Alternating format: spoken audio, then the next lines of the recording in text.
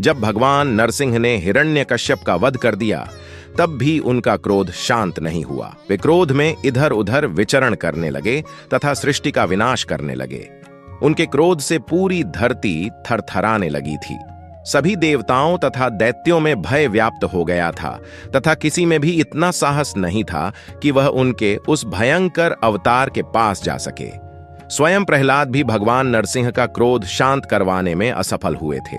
डर के मारे सभी भगवान शिव से सहायता मांगने गए तथा सृष्टि को बचाने की याचना की। तब भगवान शिव ने अपने एक रूप वीरभद्र को भगवान नरसिंह को शांत करवाने भेजा। उन्होंने भगवान नरसिंह को उनके पिछले 3 रूपों मत्स्य, कूर्म तथा वराह अवतार के बारे में बताया। साथ ही उन्होंने नरसिंह अवतार लेने का उद्देश्य भी समझाया, लेकिन भगवान नरसिंह का क्रोध शांत ही नहीं हो रहा था। जब भगवान शिव ने यह देखा तो उन्होंने नरसिंह अवतार से भी भयानक अवतार लेने का निश्चय किया।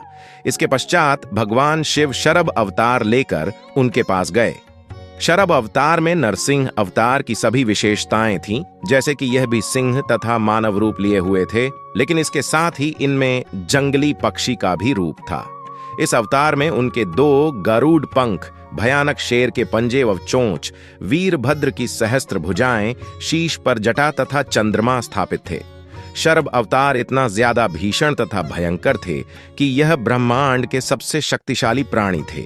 यह अवतार क्रोधित नरसिंह अवतार के पास आए तथा उसे अपने पंजों में लेकर आकाश में ले गए और वहां उन दोनों के बीच बहुत भीषण युद्ध हुआ।